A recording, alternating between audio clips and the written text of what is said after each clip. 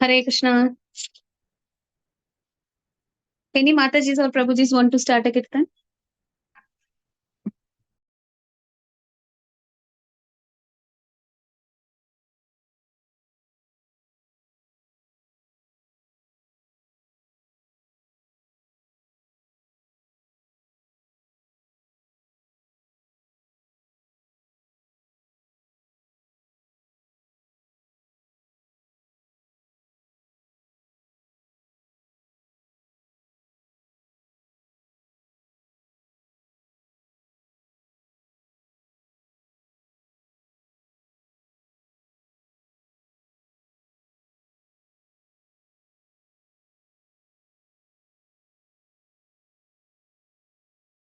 Hare Krishna.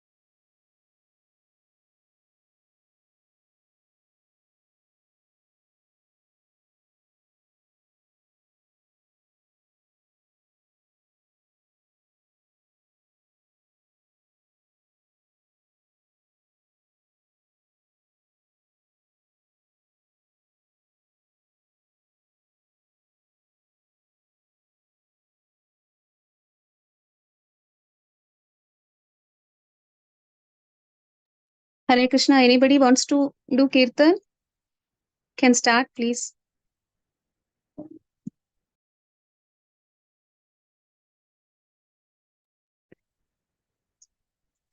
Hare Krishna. Then I'll Hare start. Krishna, Mataji, can I? Yes, Mataji. I Thank you think so much. Prabhuji is there already. Yes, Mataji. You can start. I think for 5 minutes. Is it okay, Prabhuji? I don't know. Sure. Yes, ma'am. Jaya Shri Krishna Chaitanya Prabhu Nityananda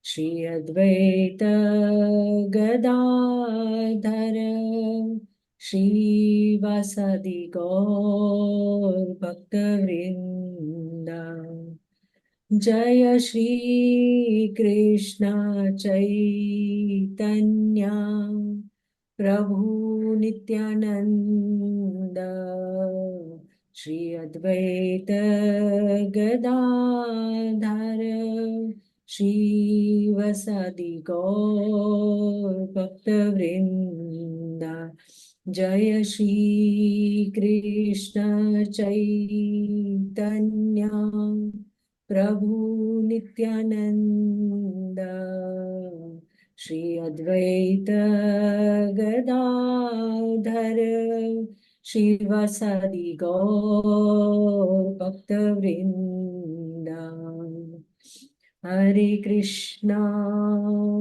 Hare Krishna Krishna Krishna Hare Hare Hare Rama Hare Rama Rama Rama Hare Hare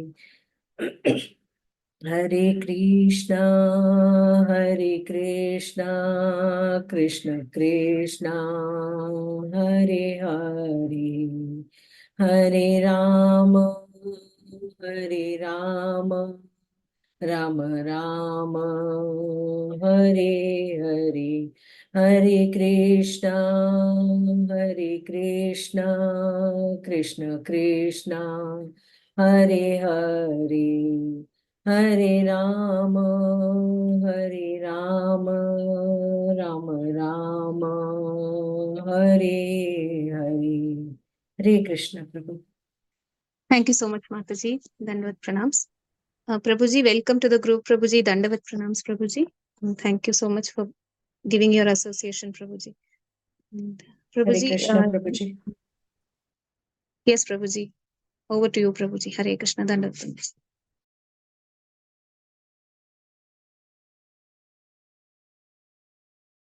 You're on mute, Prabhuji. Om Namo Bhagavate Vasudevaya. Om Namo Bhagavate Vasudevaya. Om Namo Bhagavate Vasudevaya. Narayanam Namaskrityam Naram Chaiva Narottamam Devim Saraswatim Vyasam Tato Jayamudiraye Nashtaprayeshu abhadreshu Nityam Bhagavat Sevaya Bhagavatir Uttama Shloke Bhaktir Bhavati Naistiki Krishnaya Vasudevaya Devaki Nandanaya Cha Nandagopakumaraya Govindaya Namo.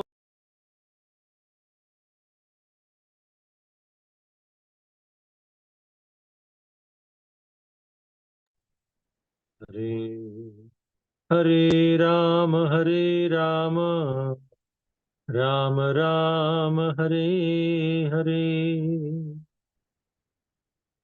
Hare Krishna. We are reading from Srimad Bhagavatam, Canto 3, Chapter 20, Text 15 to 18 today. So would anyone like to read the texts?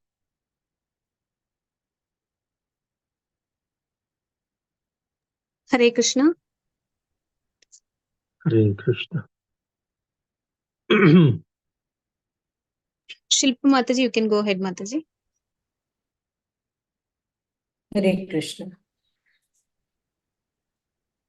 Shoshayishta vidhasalile andakosho niratmakaha sagram vai varsha sahasram na anvavatsit mishravaha. Hare Krishna. Should I read the translation? There's somebody to read. I'll call out the names, Mataji. No, thank you, Mataji. I'll call out somebody else. Krishnamurti Prabhu, you can read the translation, Prabhuji. And Sudha Mataji can read the purport. Prabhuji, should we read the purport also? Just the translations for all the verses. Okay, Prabhuji. Then Krishnamurti, go ahead, Prabhuji. Only the translation. Hare Krishna.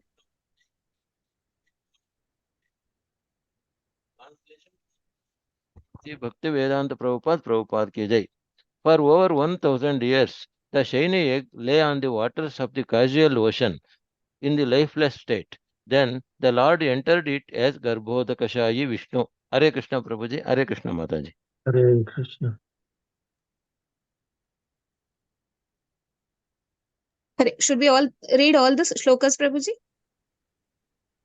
I'm not sure whatever is your tradition.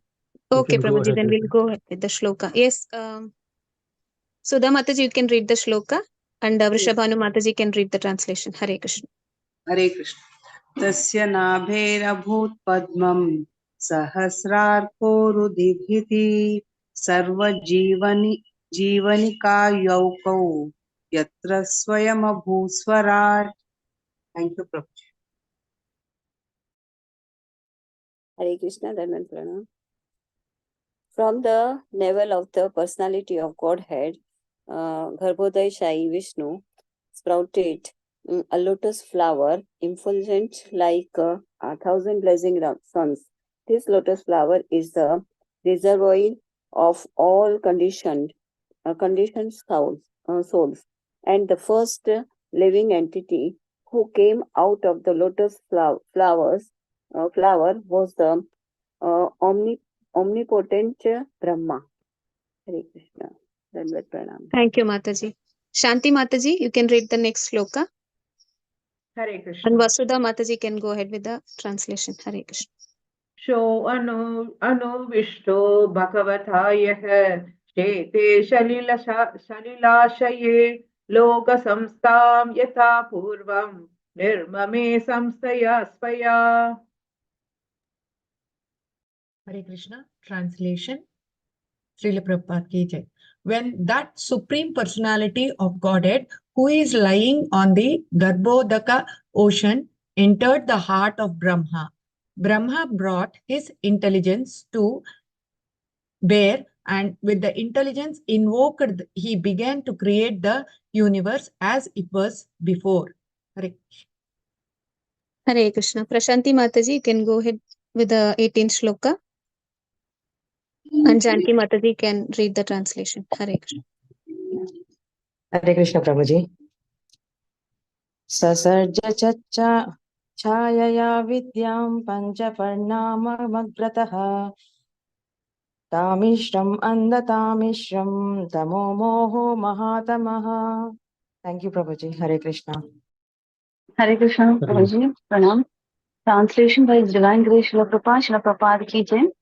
First of all, Brahma created from his shadow the coverings of ignorance of the conditioned soul. They are 5 in number and are called Tamishra, Andatamishra, Tamas, Moha and Mahamoha. Hare Krishna. Thank you. Hare Krishna Mataji. Krishna. Thank you so much, Mataji. Om Jnanatirmirandhasya Jnananjana Shalakaya Chakshurun Militam Yena Tasmai Shri Gurave Namaha. Was number 19 included as well? Hare Krishna. Chandana Mataji, is 19 shloka is also there for today? I thought I was given only 15 to 18. Okay, Prabhu. Okay then, Prabhuji. Hare Krishna. Om Jnanatirmirandhasya Jnananjana Shalakaya Chakshurun Militam Yena Tasmai Shri Gurave Namah.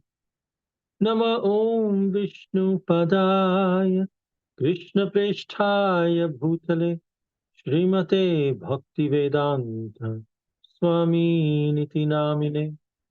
Namaste Saraswate Deve Gauravani Pracharine Nirvishesha Shunyavadi Paschatya Deshatarine. Jaya Shri Krishna Chaitanya Prabhu Nityananda Shri Advaita Gadadhara Srivasadi Gaura Bhakta Vrinda. Hare Krishna Krishna Krishna Hare Hare Hare Rama Rama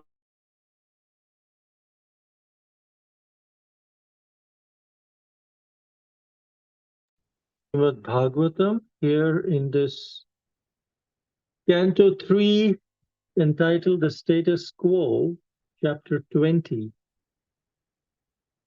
which explains about how this whole creation, in short, it's explaining how the creation came into being, and then later on, in more detail, in Canto 5 and other cantos, they'll explain in more detail.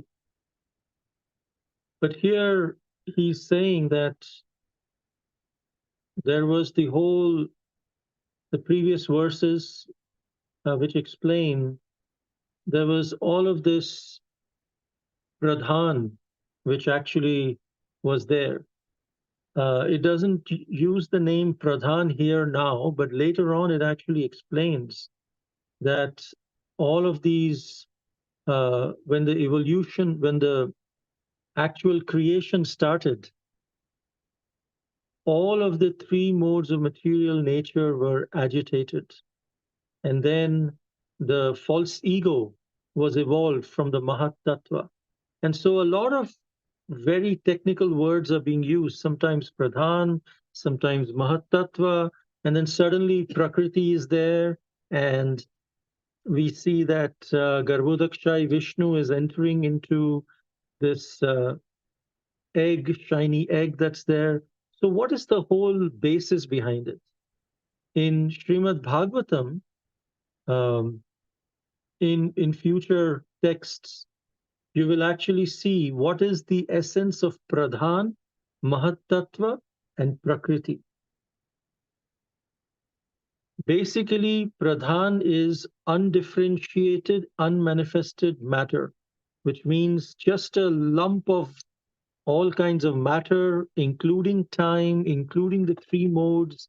They are all in equilibrium. That is Pradhan. But they are separate, they are undifferentiated, unmanifested matter. They're all together as a one lump. Then from there comes Mahat Tattva. And this Mahat Tattva is differentiated, unmanifested matter, which means in this Pradhan, there is the glance of the Lord. And as soon as the Lord glances on this Pradhan, the undifferentiated, unmanifested matter becomes differentiated, yet unmanifested matter. So they were all together as a lump. When the Lord's glance comes in, it all becomes differentiated. Now you can see it's all within the Pradhan, it's all unmanifested, but you can see this is the origin of time. This is the origin of three modes of nature. Oh, this is the origin. So now they've become undifferentiated. They're differentiated but unmanifested. And then when the living entity comes in, it becomes differentiated, manifested matter, and that becomes Prakriti. So Pradhan is impregnated with the Lord's energy, that's known as Mahat Tattva, and then the false ego is actually produced. And Mahavishnu, when he glances, that glance consists of living entities and their karma.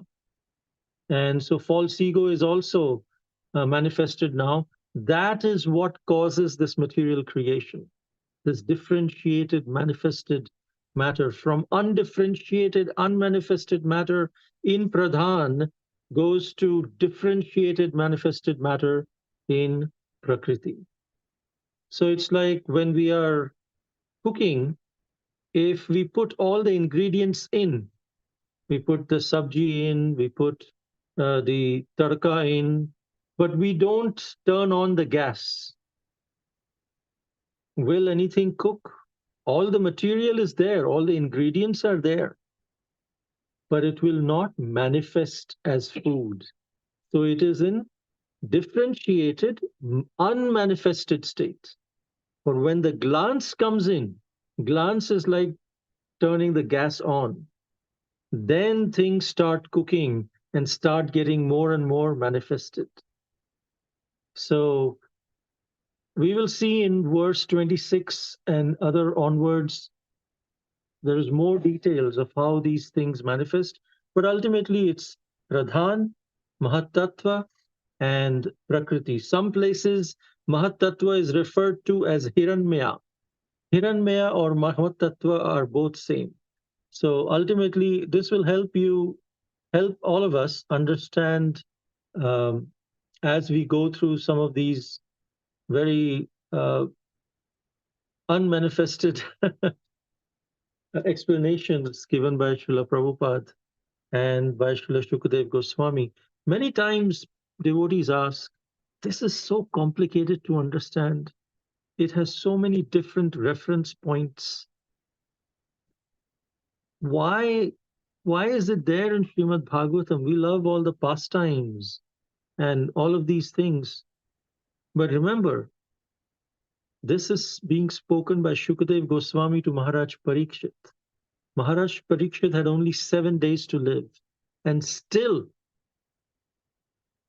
Shukadev Goswami consider that this is very essential to be spoken to a person who has only 7 days to live.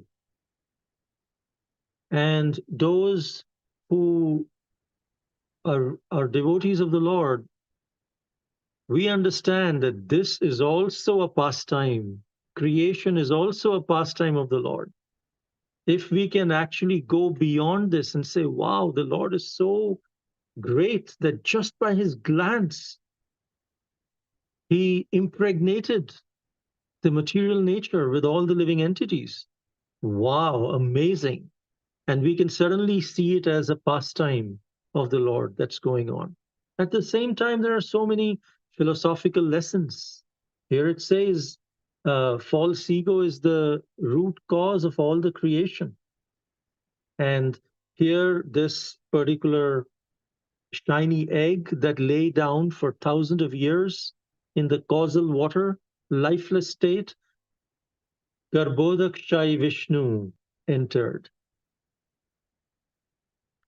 And he actually then, so first there is the Mahavishnu. From his pores, all these different universes come out. Within each universe, Mahavishnu expands as Garbhodakshai Vishnu. That's what we are seeing in this verse today. He enters into each universe as Garbhodakshai Vishnu.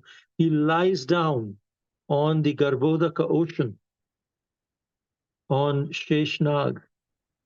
And then from his navel, a lotus flower comes out, like 1,000 blazing suns. And this lotus flower is actually a reservoir of all the conditioned souls. And then on the top of this lotus flower is Brahma. And when Brahma comes up, he is totally in darkness. In previous cantos, we have seen Brahma is telling Narad Muni, it was total darkness. I didn't know who I was. I didn't know what I was going, what is my purpose? What am I doing here? Where is this place? I can't see anything. Have any of you experienced total darkness? No light whatsoever. In the city where we live, even if we go out in the night, some little light is there somewhere. But if we go in the middle of the jungle, in the middle of the night, some places even the moonlight cannot enter. In such total darkness, one cannot even see their hands. Imagine the fear of what am I supposed to do by Lord Brahma.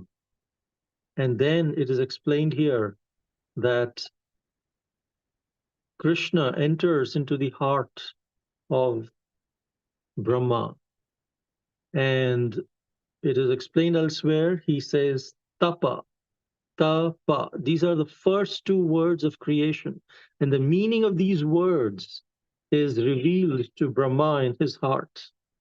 Tapa, tapa, perform austerity, perform tapasya. And so Lord Brahma, inspired by the Paramatma within the heart, he performed tapasya for thousands of years, and then Tene Hridaya Brahmai Adikavaya, that from his heart he was revealed the transcendental knowledge of creation, how things need to be created.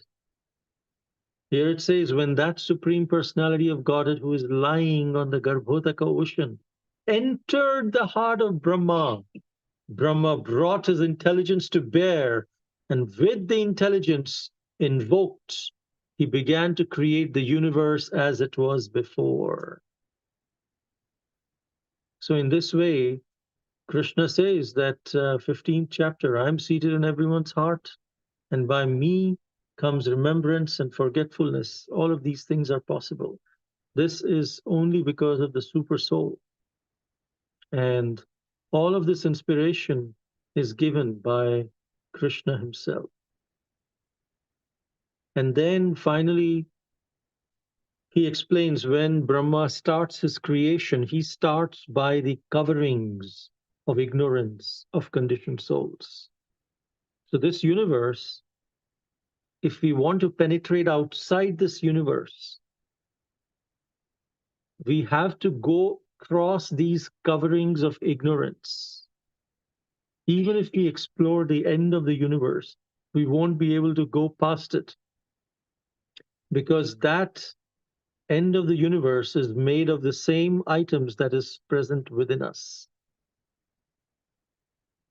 which are 5 coverings that he started. The shadow of, from his shadow, and these coverings were of ignorance were created from his own shadow. What are the 5 coverings? Tamisra, Andha Tamisra, Tamas, Moha, and Mahamoha. Here it says, Prabhupada explains that Tamisra means anger or envy. And then next is Andha Tamisra, which means the mentality that we are the enjoyer. Then Tamas, Andha Tamisra.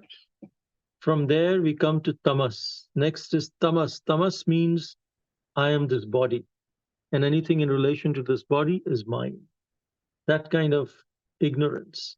From Tamas then is Moha, which is that everything that is belonging to this body is mine. Into Moha, and then Moha becomes Mahamoha when we become mad after material enjoyment. So these are the 5 coverings. Anger, bodily identification, and the rest of it is all based on bodily identification. But all of this starts with Tamisra, which is anger or envy. And that happens because we think we are the enjoyer, and when it's frustrated, when that is frustrated, then anger comes up. Many times we think, oh, I don't envy the Supreme Personality of Godhead. I'm a devotee. I don't envy God. I may envy some other people, but I don't envy God. But actually, if we introspect, we will see that if we perform even one act of sense gratification, that is declaring that I am the enjoyer. And that is due to giving a competition to the supreme enjoyer. And in that way, that is born out of envy.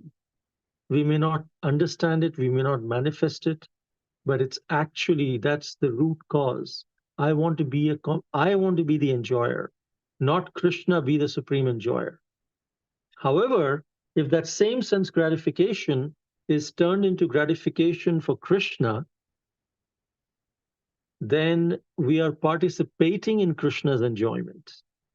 We are enjoying by participating in Krishna's enjoyment. That is devotional service. If we try to enjoy separate from Krishna, even something as simple as a morsel of food, that is due to envy. And so here says anger or envy, and so it manifests as anger as well. And in anger, we become mad. We sometimes don't know what we are saying. We sometimes don't know what we are doing. So one time, a person went to a sage and he said, my dear sage, I have this problem that I get very angry. What should I do? And then I know what the bad effects of anger are. I hurt people and everyone gets hurt and scared. What do I do? So the sage said, do you have a fence in your house? I said, yeah, I have a wooden fence outside. I said, do you have some nails? I said, yeah, I have some nails.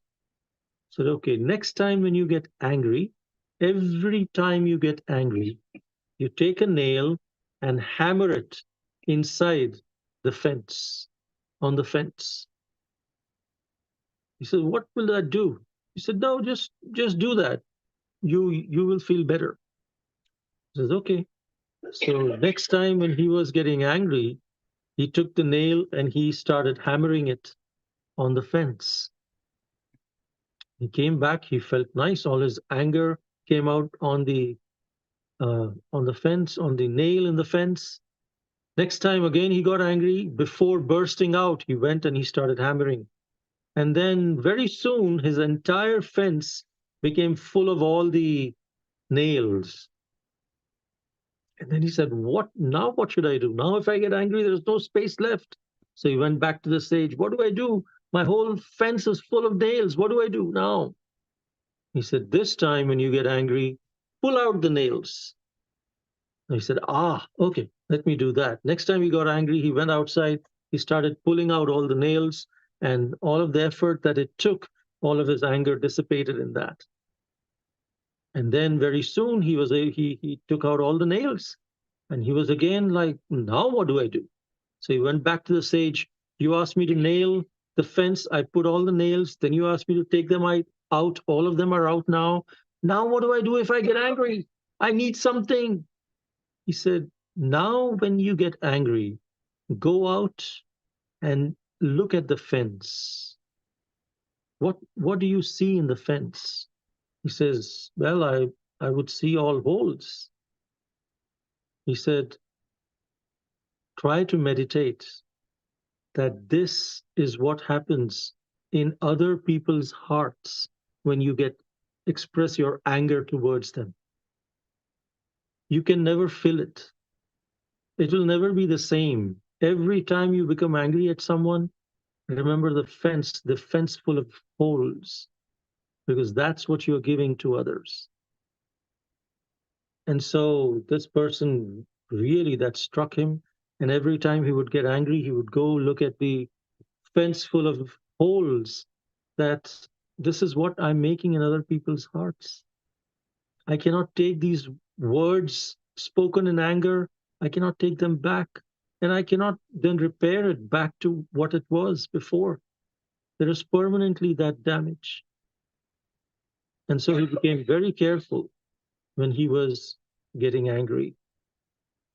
So these are some of the ways that we can try to control our anger, but the most effective way is to take it to the root cause of envy out by chanting the holy names of Krishna, Hare Krishna, Krishna Krishna, Hare Hare, Hare Ram, Ram Ram, Hare Hare, by associating with saintly devotees and by honoring prasad. Honoring prasad has tremendous potency, and associating with Srila Prabhupada through his books. And in this way, we can get rid of all of this tendency. Then this is Tamisra, then Andha Tamisra. Tamisra actually, it says that in field of spiritual realization, this actually manifests as Mayavad. Then that goes to Andha Tamisra. Andha Tamisra means death is the ultimate end. After death, there is nothing. So there is a philosophy called Charvaka philosophy. Charvak was a sage who was kind of an atheist, but he was a muni. He was a thinker. And he said, Yavad jivet sukham jivet. Rinam kritva ghritam pibet. Yavad jivet sukham jivet. Bhasmi bhutasya dehasya kuta punaragaman bhavet. He says that Rinam kritva ghritam pibet. Take as much debt as you can and drink ghee.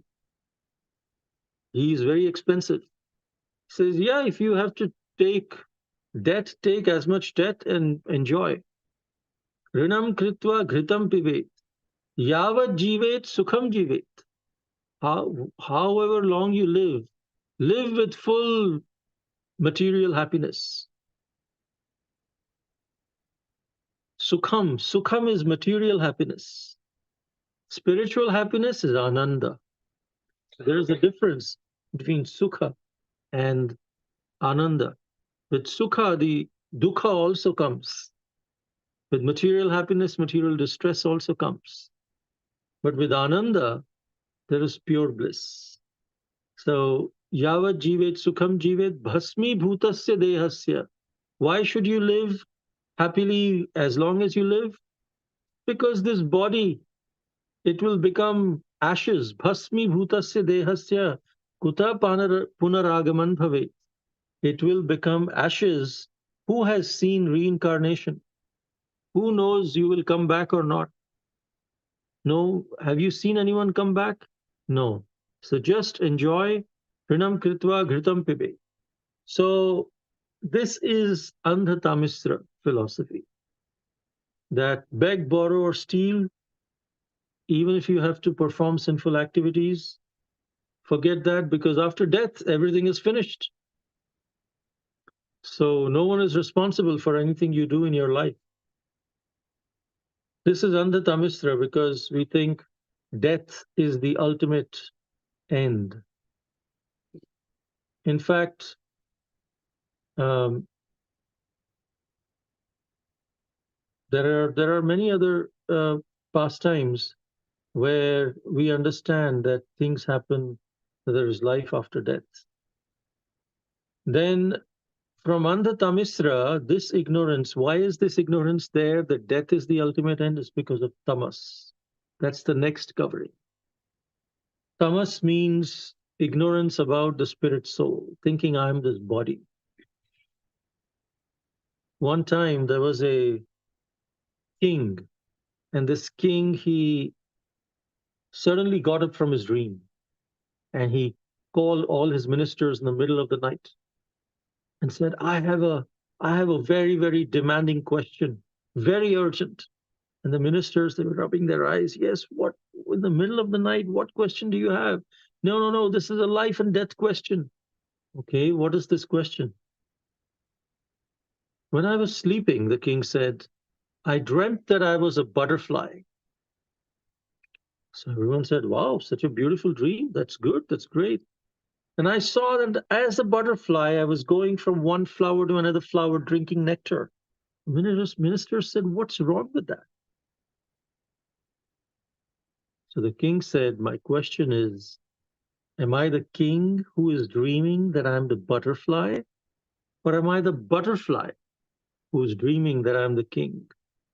And you are all in my dream as a king, all these ministers. What is true? And all of them started scratching. Well, from our perspective, you are the king, dreaming that you're the butterfly. No, but I could be the butterfly dreaming that I'm the king. So a very sane, wise sage came and he said, I can resolve it. And he said, you are neither the king dreaming that you are the butterfly, nor you're the butterfly dreaming the king. You're the spirit soul who in the daytime dreams that you are the king, and in the nighttime dreams that you are the butterfly. So we are actually spirit soul, and people don't really understand that. So this is tamas, where we don't have any understanding of the spirit soul and therefore then we get into moha, which means, okay, I am this body. I don't know what spirit soul is, so I must be the body. If I'm the body, then anything in relationship to this body is mine, and then we start getting attracted and attached to things related to the body, our bodily relatives, and bodily clothes, and so many different things. And then that leads to moha, or material attachment. Affection with family members is good. Prabhupada says in Bhagavad Gita, in the 2nd chapter, that Arjuna, he got afflicted with material attachment. And that's what Krishna said. Affection to family members is good, but when it crosses into material attachment, that's when you need to be very careful. That's moha. And how do we understand what's the line between affection to material attachment? From our perspective, that line is crossed when we start compromising on our spiritual sadhana, spiritual association, and seva. Then that affection is getting into material attachment. So that neglect of our spiritual life is manifested as moha, is the symptom of the material attachment. And then it gets into mahamoha, where we become mad after material enjoyment. And all of this starts because of our false ego that is created. So the only way is that we focus on our sadhana, and when we are chanting the holy names, chant with feeling. That's when we can get absorption.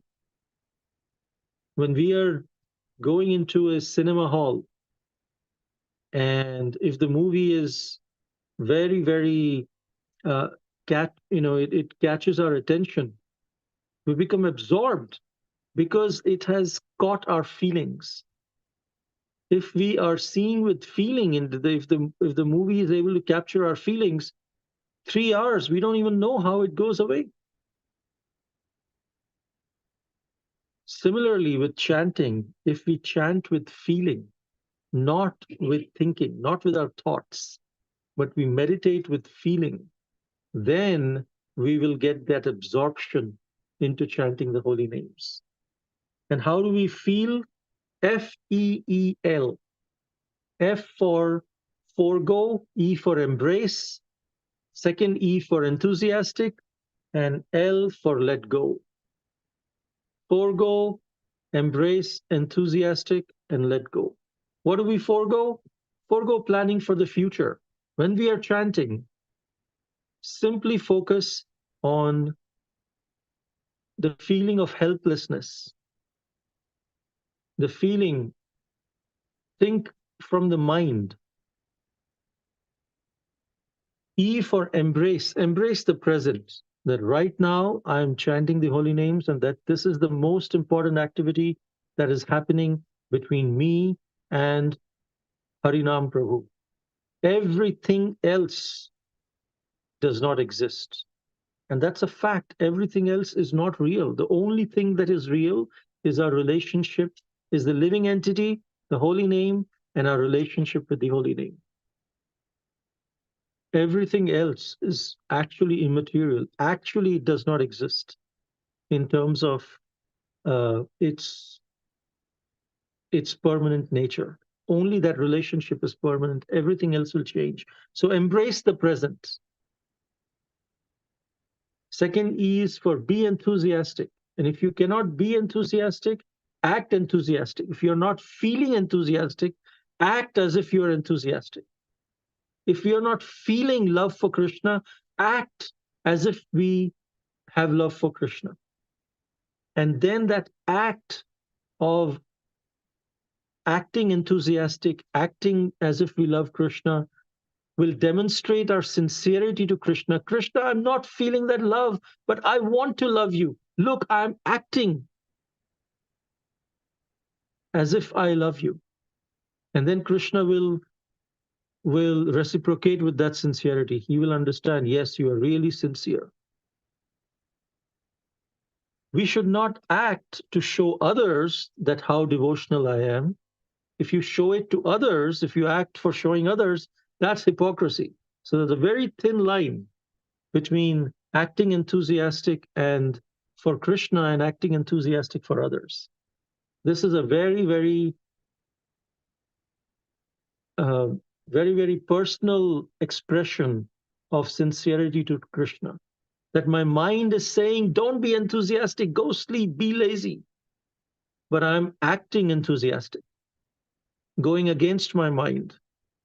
and saying yes to Krishna. Krishna, you told me to be enthusiastic.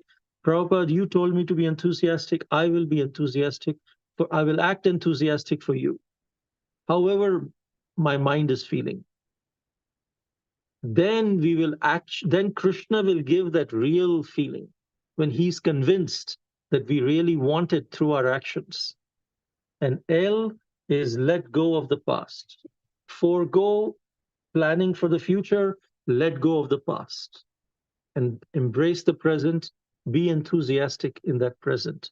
FEEL, that's when we will actually, Krishna will give us the real feeling of helplessness, real feeling of love, to chant and focus, get absorbed in the taste for chanting the holy names. Thank you very much. Hare Krishna. Hare Krishna, Prabhuji. My pranams to you, Prabhuji. It was so wonderful, Prabhuji. The difference you could make us understand easily, Pradhana and Mahatattva. And a small story on the effects of anger. It was so nice, Prabhuji. But even after hearing also, we'll do the same thing. But we will try to remember that story. And the tips on chanting, it was wonderful, really wonderful, Prabhuji. And sometimes we do not get that enthusiasm to chant on, because we keep on looking for distractions, how I can go from here apart from chatting. But somehow your tips have really are helpful, Prabhuji. And thank you, Prabhuji. Prabhuji, I just wanted to ask a question regarding that Mahatattva and the Pradhana, Prabhuji. Is my understanding correct? Is it only because of the false ego that the living entities had? Is it only because of that the whole creation has happened? And if at all that has to happen, it is only by the glance of the Lord, no, Prabhuji? So every Jivatma, including Brahma, was in the glance of the Lord. So how is that, Prabhuji? Like Brahma and all, they are all superior positions. They are in the superior positions. And those, do they also have that same false ego like us, these living entities? I'm not able to understand. That's a wonderful question. Brahma and everyone are superior living entities. However, Brahma also is covered by a body. The soul of Brahma is also covered by a body. His body is made up of intelligence. Like our body, living entity's body is made up of earth, water, fire, air, ether, and mind, intelligence, and false ego. Brahma's body is made up of just intelligence and false ego. And then there is the soul. So our Brahma, current Brahma, he is a pure devotee. So he's self-realized now. But generally, Brahma's body, if they identify themselves as the body, that's the false ego that is identifying themselves as just the intelligence or the mind and things like that. So anyone can get the post of Brahma. Brahma is a post. For example, if someone does Varnashram Dharma for 100 lifetimes, they get the position of Indra or Brahma, one of those positions. But these are all different positions that any living entity can get. Shiva is not a position. Vishnu is not a position. They are a personality. Brahma is a post. Indra is a post. So even though they are superior to us, to the human beings, and they are at a higher consciousness level, but still they are within this material world. And as long as they are within this material world, they have the false ego. Our current Brahma, who has started this sampradaya, he is a pure devotee. So he's a self-realized soul. Even though he has a body, he doesn't have a false ego now. So all that is okay. But generally, all of the demigods have false ego. They also have material bodies, which are more subtle than us, but nevertheless, it is material. Hare Krishna. Thank you, Prabhuji. If you allow me to ask one more question regarding connection with this, shall I ask, Prabhuji? Prabhuji, at the time of annihilation, all the living entities, those who have not perfected their life, will ultimately rest on the body of the. Is it not that, Prabhuji? Garbhodaka Sai Vishnu. Yes. So is my Yes. understanding correct? I don't know. I may be wrong. So, how are they coming? Only by the glance of the Lord? And why is the Lord instructing Brahma to have create the world? And we say that Brahma is the father of all the living entities. I'm not able to understand this, Prabhuji. How is it, Prabhuji? Hope I did not confuse you with my question, Prabhuji. No, that's a good question. Brahma is considered to be the engineer of the universe. Krishna is the father. Aham bija pradapita. He says in Bhagavad Gita, I am the seed-giving father. So every living entity's the father of the soul is Krishna. Brahma is the engineer of the universe. What do the engineers do? Engineers don't create anything. They just take one metal here, one metal there. They just put it together and they engineer a new thing. The raw materials, they take the raw materials, move it around in a certain way, make a machine out of it. So that's engineer. Creator, meaning you have created the raw materials. The real creator is Krishna. Brahma is not the creator. Brahma is the engineer of the universe. Thank you so much. In some way, you can also, Prabhupada says he's the secondary creator. But really, he's not creating, he's creating from the basic things. He's the engineer of the universe, basically. Hare Krishna. Thank you so much, Prabhuji, for patiently answering these questions, because I never used to give interest on these topics, because I just considered that the Lord is great, because we are not able to, with this minute mind, we are not able to understand anything of the Lord about the creation, and it's because such a vast and difficult topic. But you really made us understand, and all these, Prabhuji, thank you so much. My pranams to you. And Prabhuji, and thank you for giving all of us your association, Prabhuji. Shall we ask any question? I mean, give some time for question answers, Prabhuji, for some other devotees also they have. Thank you so much, Prabhuji. Meenakshi Mataji, you can go ahead, Mataji, with your question. Hare Krishna, Prabhuji, Dhanvat Pranams. Prabhuji, my doubt is in the 15th sloka, it is said in the translation, for over 1000 years, the shiny egg lay on the waters of the causal ocean in the lifeless state. Then the Lord entered it. So, is there any reason why the shiny egg lay there in the causal ocean? And if is it my right understanding that the creation, that is, we were there already in that, or only after that the whole universe got created, Prabhuji? How is it? No, it says that once the living entity, once the Lord glances, that's when all the agitation starts, because he impregnates the material nature with the living entities. So this is, and here he says, this is called Hiranyagarbha, which is nothing but Mahat Tattva. So after the Lord glances into the Pradhan, then it becomes Mahat Tattva or Hiranyagarbha. So specifically, your initial question was why it took 1,000 years, over 1,000 years, the shiny egg lay in the waters. It is kind of a estimate, because at that point, time was also not existing. Time was also in that shiny egg. So there is no years, you know. But just because we are trying to understand all of this creation under the influence of time, under the influence of space, trying to understand something which is beyond the influence of time and space. So they are giving approximately, you can say, long time, but there was no time then, but you can consider 1,000 years. So in that point, from that point of view. Okay, Prabhuji. Thank you, Prabhuji. Thank Hare you. Krishna. Yes, Krishnamurti Prabhu, you can go ahead with your question. Prabhu. Hare Krishna Prabhuji. Pranams Prabhuji. Prabhuji, my question is, your kind self has explained that Tamisra, Mhm.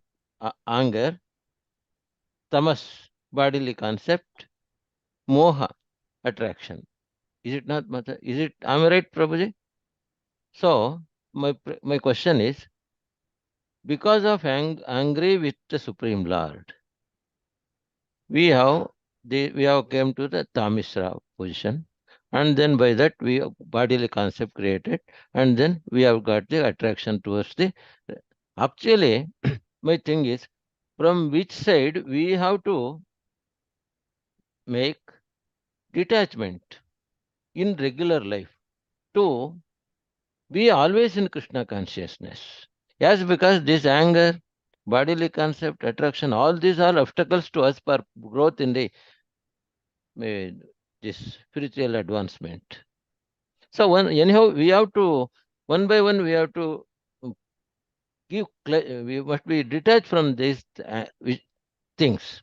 So how to? Right from not from bottom to top or top to bottom. Yeah, we are so much, that's a very nice question. We are so much entangled in so many different ways and so many different knots. Now that we have to get out, this is a valid question. Do we start from bottom to top or top to bottom? From Mahamoha to Tamisra or Tamisra to Mahamoha?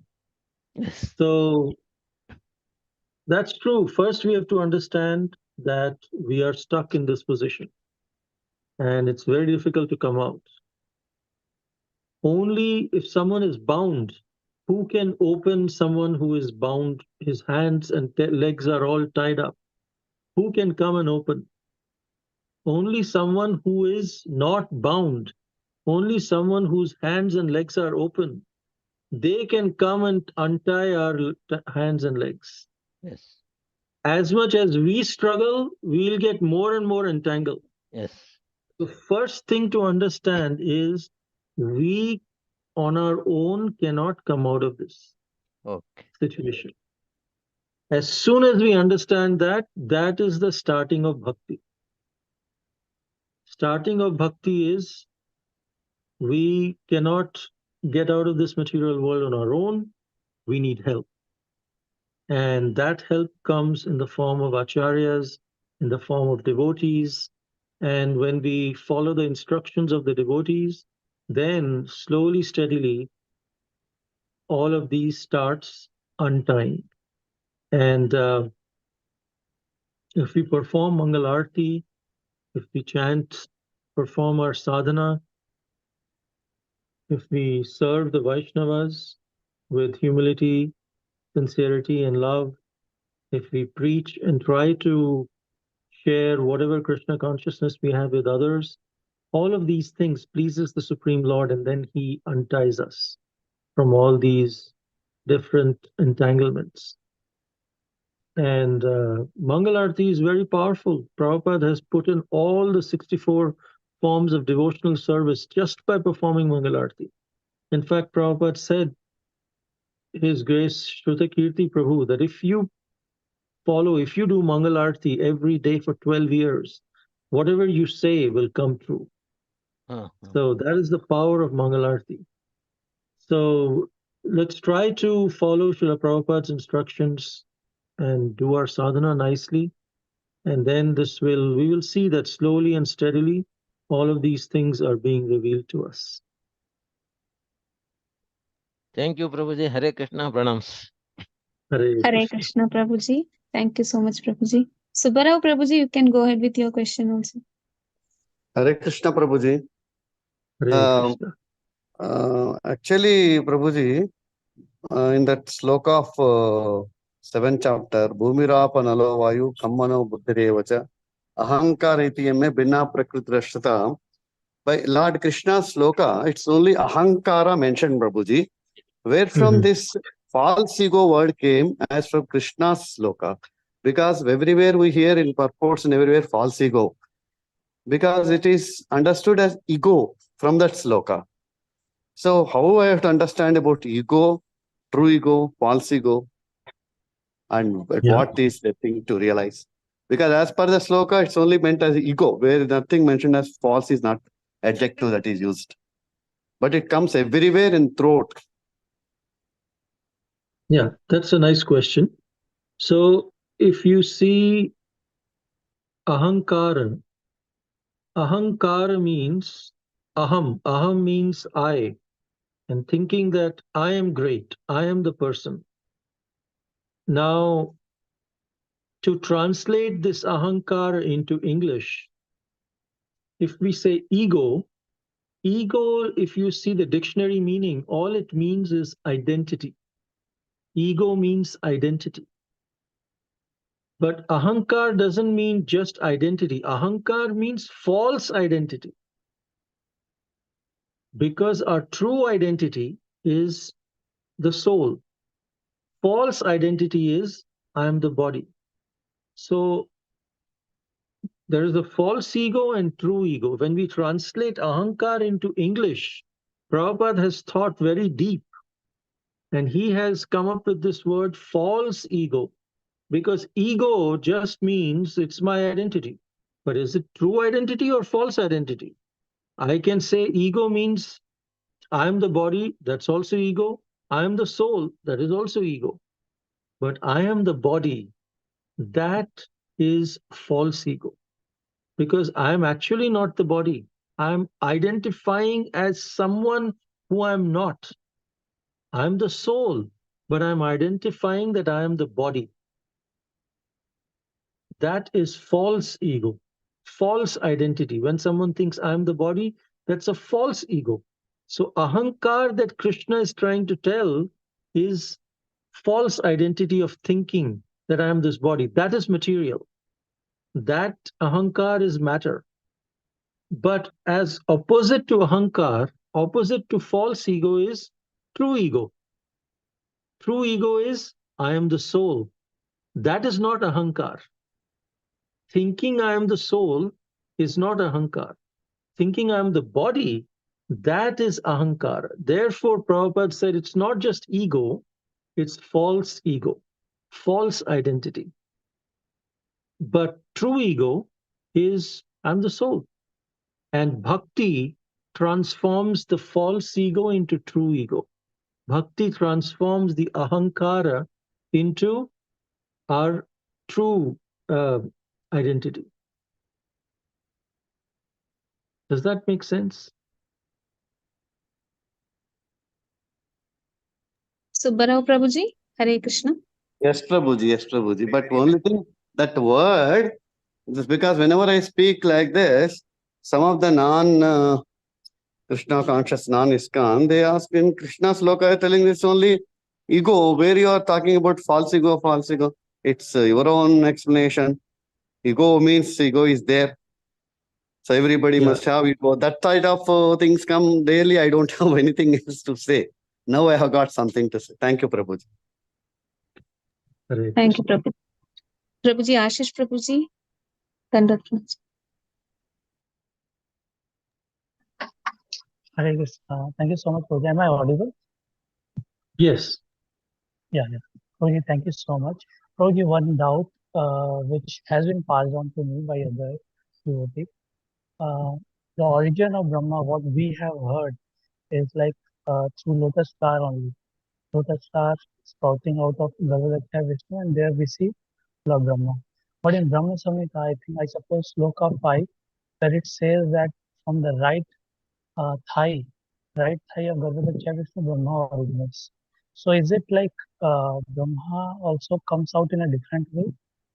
All the Brahmas are coming in one way, in same way, or they are coming in a different way? As far as I understand, all Brahmas come the same way. What is the fifth verse? What do you say? That is the reference of Brahma Samhita. Brahma Samhita, I suppose the sloka 5 that explains that Brahma coming out from Lord Vishnu from the right thigh of Lord Vishnu. Okay, so that devotee, she was showing me that reference, and from there I could understand that probably Brahma might be coming in a different way. So there's a doubt. Well, I have the 5th verse of Brahma Samhita, Yeah. which is a big verse. Chaturashram tat paritaha Shveta Dvipakyam Adbhutam Chaturashram Chaturmurtish. It's talking about the surrounding external plane of Gokul, and it doesn't say anything about Brahma here. So It probably talks about Shveta Dvipa. Yeah, so probably it might not be the 5th one, but one of the verse in Brahma Samhita that says about this. Someone is saying 5.1. What is that, Suma Mataji? I just posted that shloka, Prabhuji, but it is 5th chapter and first not shloka. That is not. Not that. If sorry. Prabhuji, if you have time, can we search on that? Can someone search? Even if you search like right thigh, I suppose it should come. In Veda base, can search.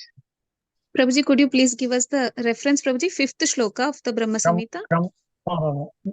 The verse may be different, but it is from Brahma Samhita only. The verse may be different.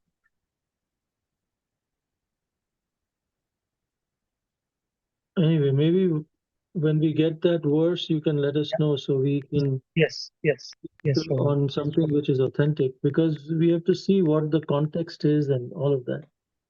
Yeah. Any other question? Hare Krishna. Does anyone has any other questions? No, Prabhuji. Thank you so much, Prabhuji, for the association. And we always look forward for your association again and again, because we are so much indebted to you. Thank you so much, Prabhuji, for the wonderful class. Hare Krishna. Pranam. Hare Krishna, Prabhuji. Pranam. We'll end the prayer. End with the prayer. Pranam, Prabhuji. Thank you so much. Pranam. Yes, Pranam. Pranam, Prabhuji. Pranam, Prabhuji. Pranam, Prabhuji. Hare Krishna, Prabhuji. Hare Krishna, Hare Krishna. Pranam. One Krishna, Prabhuji. Thank you very much. Hare Krishna, Prabhuji. We shall Thank you end so the session much. with the prayers. Vancha Kalpatarubhyascha Sindhukya Evata Patitanam Pavanebhyo Vaishnavyo Namaha Koti Vaishnava Prabhuti Vaishnava Ji, Jai Shri Prabhupada Ki Jai. Srila completed. Prabhupada. Jai Srila Prabhupada. Thank you so much, All Prabhuji. glories to you, Prabhuji. Hare Krishna. Hare Krishna, Prabhuji. Hare Krishna, Prabhuji. Hare Thank you Krishna, so Prabhuji. much. Hare Krishna. Very nice class, All Prabhuji. glories Thank to you the so much. Matadis and Prabhujis